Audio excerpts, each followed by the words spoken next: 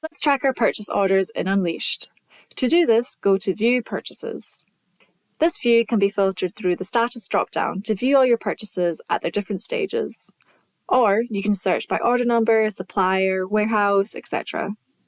We also have Action Cog options to help you progress the purchase order for individual action on the right-hand side and bulk actions on the left. On our open purchases, you will see some purchase orders here have a delivery date in red. These are your overdue orders and would need to be followed up on.